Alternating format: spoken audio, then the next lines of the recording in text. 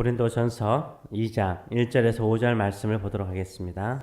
형제들아, 내가 너희에게 나아가 하나님의 증거를 전할 때 말과 지혜의 아름다운 것으로 아니하였나니 내가 너희 중에 예수 그리스도와 그가 십자가에 못 박히신 것 외에는 아무것도 알지 아니하기로 작정하였습니다. 내가 너희 가운데 거할 때 약하고 두려워하고 심히 떨어노라. 내 말과 내 전도함이 설득력 있는 지혜의 말로 하지 아니하고 다만 성령의 나타나심과 능력으로 하여 너희 믿음이 사람의 지혜에 있지 아니하고 다만 하나님의 능력에 있게 하려 하였노라. 아멘. 오늘 이 말씀을 가지고 우리의 구원은 성령의 역사이다. 우리의 구원은 성령의 역사이다. 라는 제목으로 같이 은혜를 나누기를 원합니다. 오늘 본문을 보게 되면 1절에서 5절의 말씀까지 보게 되면 1인칭 단수를 사용하고 있습니다. 내가 라로 시작되죠. 그러나 6절부터 보게 되면 인칭이 바뀝니다. 2인칭 복수를 사용하죠. 우리라는 단어로 시작합니다. 오늘 본문은 1인칭 단수를 좀 보도록 하겠습니다. 여기서 말하는 내가는 누구를 말합니까? 사도 바울을 말합니다. 사도 바울은 고린도 교회 성도들에게 복음을 전할 때 어떻게 전하였는가를 간증하고 있습니다. 네 가지의 표현을 사용하고 있습니다. 첫째는 1절을 보게 되면 말과 지혜의 아름다움으로 복음을 전하지 아니하였다라고 말합니다. 4절의 말씀을 보게 되면 설득력 있는 지혜의 말로 하지 아니하였다라고 말하고 있습니다. 정리하자면 사도 바울은 지혜의 말로 복음을 전하지 않았습니다.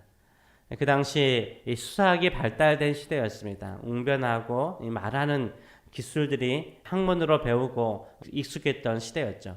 웅변을 잘하는 사람이 인기가 많았던 시대였습니다. 그래서 연설하는 기술이 발달되어 있었습니다. 사도 바울은 복음을 전할 때 이렇게 화려하고 설득력 있는 웅변의 기술을 가지고 복음을 전하였다라고 말하지 않습니다. 둘째, 사도 바울이 전하는 복음은 무엇이었습니까? 헬라 사람들이 너무나 좋아하는 지혜가 아니었습니다. 세상의 지혜가 아니었습니다. 지혜로운 말도 아니었습니다. 화려한 표현도 아니었습니다. 오직 사도 바울이 전하는 복음은 무엇이었습니까? 이전의 말씀을 보게 되면 예수 그리스도와 그가 십자가에 못 박힌 것만을 전했다라고 말하고 있습니다. 오직 예수 그리스도와 예수 그리스도께서 우리의 죄를 대신 지시고 십자가에 죽은 것만을 전하겠다라고 작정하고 예수 그리스도와 십자가만을 전하였습니다. 사도 바울은 헬라 사람들이 좋아하는 지혜로 접근하지 않았습니다. 설득력인 웅변술로 복음을 효과적으로 전하겠다라고 생각하지 않았습니다.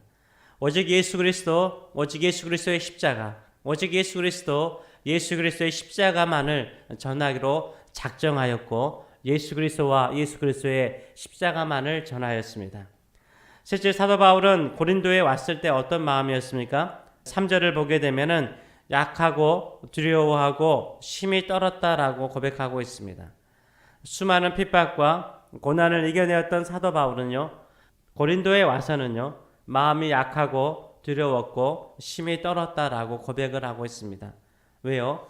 고린도는요, 소아시아 도시와는 전혀 다른 곳이었습니다. 지금까지 사도 바울이 경험한 도시와는 완전히 달랐던 도시였습니다. 고린도는 로마 식민 도시였습니다. 로마의 퇴역 군인들이 거기에 많이 살고 있었습니다. 수많은 인종과 민족들이 함께 살고 있었습니다. 그 당시에 25만 명이 살았다라고 추정을 하고 있습니다. 많이 산 거죠. 아주 큰 도시였습니다. 지금의 맨하탄을 방불할 정도로 비좁고 복잡할 정도로 복잡하고 또 상업 중심의 도시였다라고 말합니다. 또 여러 가지 타락하고 음탄함, 이런 문화가 팽배했던 곳이 바로 고린도였습니다. 사도 바울이 처음 고린도에 딱 들어가는 그 순간 어떻게 복음을 전해야 되는가, 이런 두려움이 생길 정도로 위협적인 도시가 바로 고린도였습니다. 이제 사도 바울은 어떻게 합니까? 말의 지혜를 버립니다. 그리고 화려한 말의 기술을 버립니다. 세상의 지혜를 버립니다. 그리고 오직 무엇을 전합니까? 예수 그리스도만을 전합니다. 예수 그리스도의 십자가만을 전합니다. 헬라 사람들이 가장 싫어하는 십자가를 전합니다. 예수 그리스도의 십자가를 전합니다. 왜요? 예수 그리스도와 예수께서 지신 십자가가 바로 하나님의 능력이요 구원의 능력이 됨을 믿기 때문인 거죠. 우리는 세상이 너무 위협적으로 우리에게 다가오면 우리는 어떻게 하려고 합니까? 좀 더 화려한 논리와 또 표현력을 가지고 논박을 하고 이기려고 합니다. 좀 더 예수 그리스도를 효과적으로 전하고자 하고 논리적으로도 말로도 이길 수 있는 기술을 가지고 복음을 전하려고 하죠. 세상의 방식을 따라서 싸우려고 합니다. 세상이 너무 위협적일수록 우리는 어떻게 됩니까? 그렇게 하지 말라는 거예요. 오직 예수 그리스도, 순수하게 예수 그리스도의 십자가만을 전하시는 저 여러분 되시길 축원합니다. 오직 예수 그리스도와 그분의 십자가를 전할 때 어떤 역사가 일어납니까? 성령의 역사가 일어나는 거예요. 성령께서 함께 하시고 성령께서 각 사람의 마음을 움직여 주십니다. 그래서 네 번째는 사도 바울은요, 이렇게 위협적이고 두려운 고린도에서 어떻게 복음을 전하였습니까? 4절의 말씀을 보게 되면 다만 성령의 나타남과 능력으로 하였다라고 말하고 있습니다. 오직 예수 그리스도만을 전하였을 때, 오직 예수 그리스도의 십자가만을 전하였을 때 성령께서 나타나셨어요. 성령께서 역사하셨습니다. 성령의 능력이 나타났습니다. 그리고 예수를 믿는 성도들이 늘어났습니다. 세상이 너무 위협적이고 두려움을 심어줄 때 우리의 마음도 위축되고 교회도 위축될 수가 있습니다. 이렇게 복음을 전한다고 해서 정말 사람들이 예수님을 믿을까? 예수 그리스도의 복음을 받아들일까? 이렇게 우리가 생각할 수 있습니다. 이럴수록 우리는 어떻게 해야 됩니까? 설득력 있는 지혜의 말로 이겨나가려고 하면 안 되는 거예요. 오직 예수님과 예수 그리스도의 십자가만을 전하시길 축원합니다. 그때 성령께서 역사하시고 성령의 능력이 나타날 줄 믿습니다. 예수 그리스도의 십자가의 도를 받아들이고 예수님 앞에 무릎을 꿇고 회개하며 주께로 돌아오는 역사가 일어날 줄 믿습니다. 우리가 어떻게 구원을 받았습니까? 한번 생각해 보시기 바랍니다. 어떻게 구원받았어요? 어떤 위대한 설교자에게 설득을 당하여서 예수님을 믿었습니까? 어떤 지혜의 말로 감동이 되어서 예수님을 받아들였습니까? 어떤 표적을 통해서 예수님을 믿게 되었습니까? 저는 그런 표적이나 어떤 설득력으로 예수님을 믿지 않았습니다. 저 같은 경우는 그렇지 않습니다. 지금 생각해 보면 내가 이렇게 예수님을 믿고 예수님을 전하고 말씀을 전하는 목사가 된 것은 너무나 신기하게 느껴집니다. 이것은 제가 한 것도 아니요 사람이 행한 것도 아니기 때문인 거예요. 성령께서 역사하셨기 때문에 성령의 능력으로 믿게 되었습니다. 우리 모두가 다 성령의 능력으로 믿게 되지 않았습니까? 따라서 우리가 예수 그리스도를 전할 때에도 성령의 능력으로 전하시길 축원합니다. 우리가 예수님을 순수하게 전하면 예수님을 믿는 사람이 늘어날 줄 믿습니다. 또 우리가 어떤 사람에게 복음을 전하기를 원한다면 어떻게 전해야 됩니까? 세상의 복음에 대해서 적대적입니다. 예수님을 전하는 사람을 향하여서도 적대적입니다.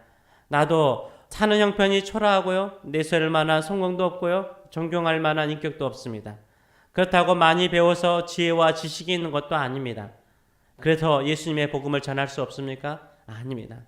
우리에게 아무것도 없기 때문에 오직 내 안에 있는 예수님과 예수 그리스도의 십자가만을 전할 수 있습니다. 아멘. 나의 죄를 위해서 십자가에 죽으시고 부활하신 복음을 있는 그대로 전하시는 저 여러분 되시길 축원합니다. 그러면 성령이 역사하세요. 성령의 능력으로 믿는 자가 생길 줄 믿습니다. 우리 스스로 지혜로운 말과 고상한 인격으로 전하려고 하기보다는 성령의 역사하심이 있음을 믿고 오직 예수 그리스도를 전하시는 저 여러분 되시길 축원합니다. 십자가가 하나님의 능력이고 예수의 이름이 하나님의 능력이요 성령의 능력입니다. 예수님의 이름과 십자가를 전하는 저 여러분 되시길 축원합니다. 그때 하나님의 능력, 성령의 능력이 나타날 줄 믿습니다. 우리가 성령의 능력으로 거듭난 것처럼 그들도 성령의 능력으로 거듭나고 영생을 얻게 될 줄 믿습니다. 우리는 전도하려고 할 때마다 다양한 인간적인 생각을 합니다. 물론 그것이 필요 없다라는 것은 아닙니다. 그러나 우리가 내가 믿고 있고 내가 거듭나게 하신 성령의 능력을 온전히 의지하고 예수님을 전할 때 성령께서 반드시 역사하여 거듭나게 하여 주실 줄 믿습니다. 이런 믿음의 역사가 우리 주변에 많이 일어날 수 있도록 기도하시는 저 여러분 되시길 축원합니다. 기도하겠습니다. 살아계신 하나님 아버지, 세상에 그리스도를 향하여서 교회를 향하여서 또 복음을 향하여서 적대적일 때 우리의 마음이 약하여지고 위축되고 겁이 나고 두려울 때가 있습니다. 이럴 때 우리가 인간적인 더 화려하고 더 현란하고 또 더 지혜롭고 더 효과적인 전도의 방법들을 찾아보려고 노력할 때가 많습니다.